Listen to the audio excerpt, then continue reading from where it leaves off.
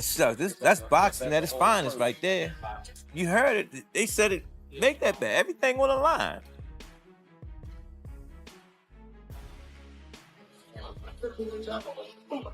Cav, Gervonta is an animal for real. Jake is too domestic. Here's the thing, Mike Tyson's an animal too. He was just 60. But he messed around and he got a prime Tank. Gervonta Tank Davis is pushing his body to the absolute limit ahead of his showdown with Jake Paul. His training camp is nothing short of brutal. Endless sparring sessions, explosive pad drills, and relentless conditioning. Surrounded by elite coaches, Tank's intensity radiates through every punch in every round. He's not just preparing for another fight. He's preparing to remind the world that real boxing power, honed through years of discipline and blood, will always crush manufactured hype.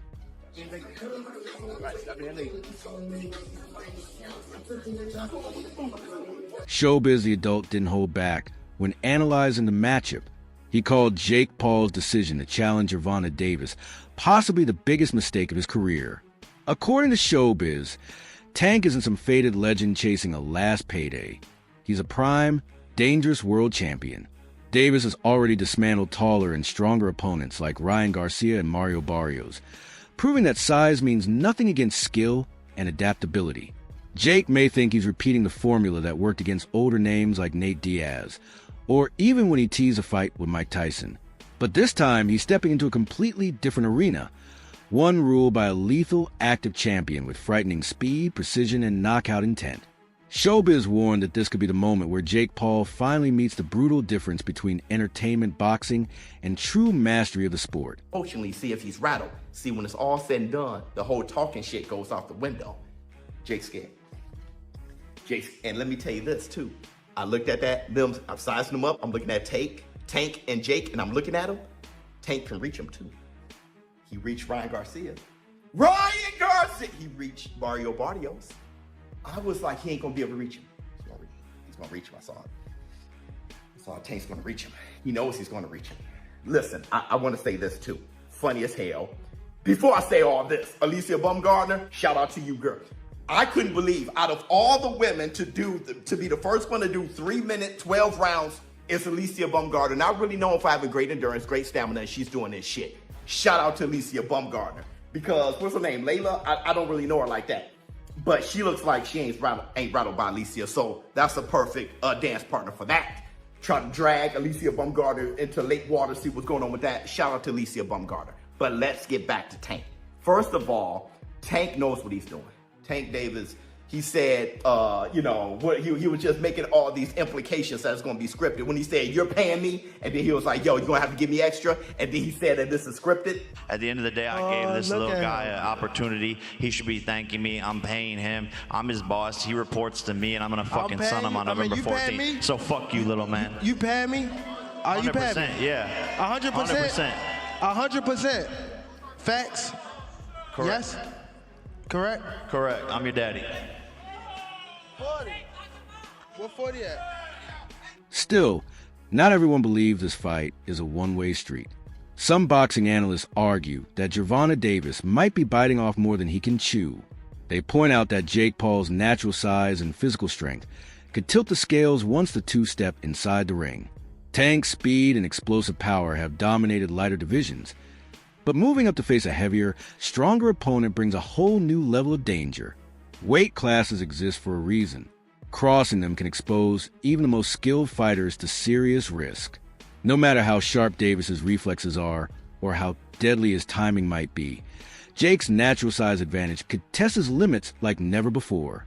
All of a sudden, we want to know who will win in this fight, Jake Paul or Tank Davis. It's a legit question. And I actually want to really hear your thoughts on who do you think is going to win. Because I know what Vegas is saying, but I want to know what you think. You got Personally, I think Tank too little, bro. Yo, I think Tank too little. I'm so glad you have a brain on your fucking shoulder. I think Tank too little. I said, bro. I think Tank's too little. That's what I'm saying. That weight class is for a reason. Davis that weight class is for a reason. 5'5", 135 pounds. Jake Paul is 6 feet, 205 pounds. That's what I'm saying. Dog. He's too 6'1", little. 205. Everybody's like, yeah, bro, but Tank it only takes one good punch. Yes, it takes one good punch when you're about the same size. There's a 60, 70-pound difference in weight in these people. I don't think nobody puts the physics in mind. Jake Paul gets punched in the face by dudes 200 pounds with all their might on a weekly basis. A 135-pound puncher, bro.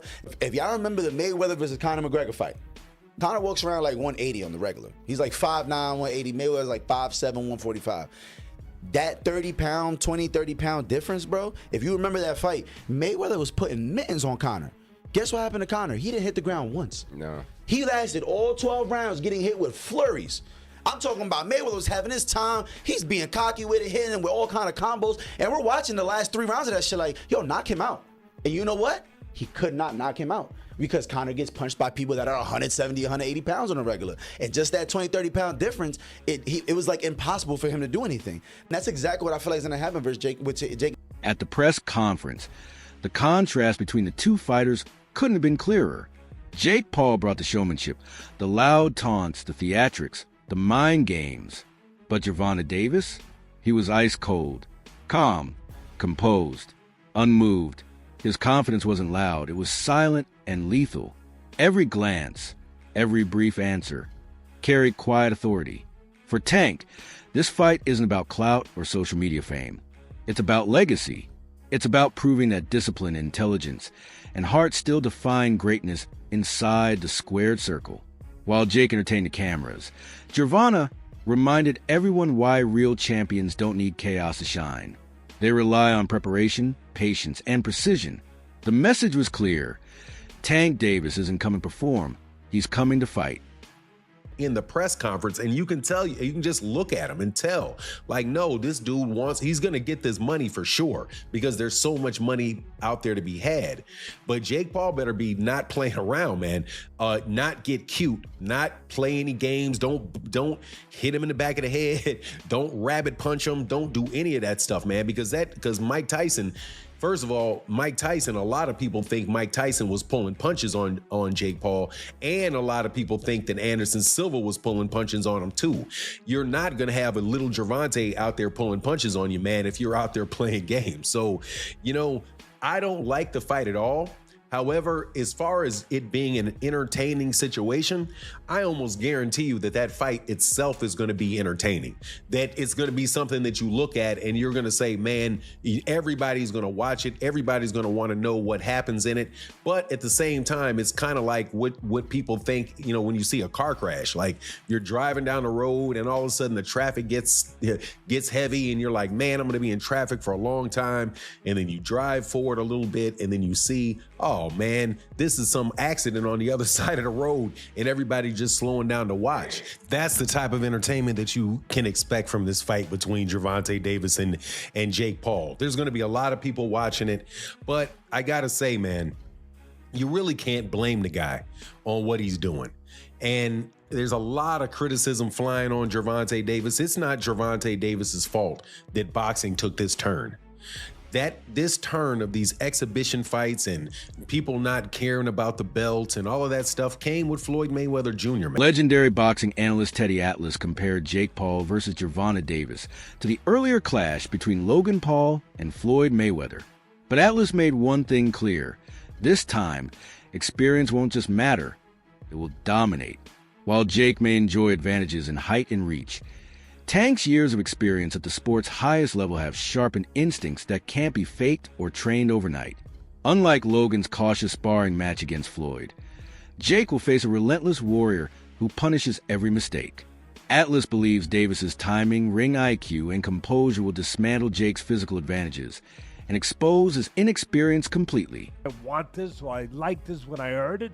No, I didn't like it, to be honest, for the optics and everything else I just said. But you do have one guy who, yeah, he's smaller, but he's a top fighter, he can punch, and he's fighting a guy who's not a top pro fighter, who's bigger. What if he hits him on the chin? What if he hits him on the chin? It'll wind up selling. And that's what'll wind up selling it. The what if. What if Tank makes him do a cha-cha? He hits him on the chin, and Jake Paul, we're going to find out if he can dance. Whoa, whoa, whoa, whoa. You know, do the cha-cha. That's what's going to sell it. And you can't argue that what if. You can't. I know I get to places that other people won't go and everything else. They just dismiss stuff because it's easier to do that. It's safer to do that. You don't have the bows and arrows coming at you from people that argue with you because you did that. But I don't care. I've had bows and arrows my whole life. I don't care. But that's true. That what if? What if this guy who is a real good puncher, who is one of the best fighters in the world right now, what if he hits him? What if he makes a miss and he counters him? Or he jumps up in the air. Right! And he hits him. Sid Terrace was a great fighter. No, not the 1700s, but years ago. And Cus D'Amato told me he loves Sid Terrace. He said, Teddy, he used to jump up in the air and hit you with 3 jabs. I said, whoa, man, Sid Terrace. All right. Anyway, look, I can't finish without saying that it did invoke some memories and thoughts that we've been here before in a different way, where Jake Paul's brother fought Mayweather. That's not forget. And I'm not saying I like that either. Analyst Luke Thomas offered a more introspective take on Gervonta Davis's mindset. He noticed something new, a quiet, thoughtful energy replacing Tank's usual fire. This wasn't fear. It was focus, maturity. Thomas suggested that Davis recognizes the deeper meaning of this fight. It's no longer about money or fame. It's about protecting boxing's legacy, defending it from the wave of celebrity fighters who blur the line between sport and spectacle. That shift in mindset often comes when an athlete realizes he's carrying the weight of something greater than himself. The challenge isn't just physical, it's psychological. It tests focus, patience, and emotional control. Thomas believes this transformation could define Tank's future. If he channels that calm into sharp execution, he'll be unstoppable. But if the pressure slows him down, it could open the door for Jake's aggression. Either way, this evolution shows the depth of Gervonta Davis, not just as a boxer, but as a man fighting for the soul of the sport. So in that sense, it's a little bit different. It's not different in the sense of a boxer in his prime or relative prime straying off the path, but this one is not. It's not like someone else, in a similar weight. It's like completely the opposite, and so that makes it, I think, look and feel weird. And then on top of it, obviously, Gervonta's got other business to handle. He looked to me, Gervonta, absolutely, completely disinterested. Even at the beginning of this year, and even at the pre-fight Lamont Roach stuff, Tank was talking about how much time he has left in boxing, and he was clearly wasn't much. The Lamont Roach fight, it blew up in his face, but Lamont Roach was cherry-picked. I think Tank thought, I'll just fight another guy from, the Mid-Atlantic area who's, remember Roach came up from 30 to 35 to fight him, and Tank thought he was just going to cruise, and then it blew up in his face, and, you're left with that. So, you're making a point about, he's got this obligation. That's true, but he was already fucking around. He was already taking opponents that, again, I think Roach showed everyone that was a mistake, but put yourself in Tank's mind. Tank was taking a fight against someone he was clearly, in his mind anyway, better than, and was just going to cruise.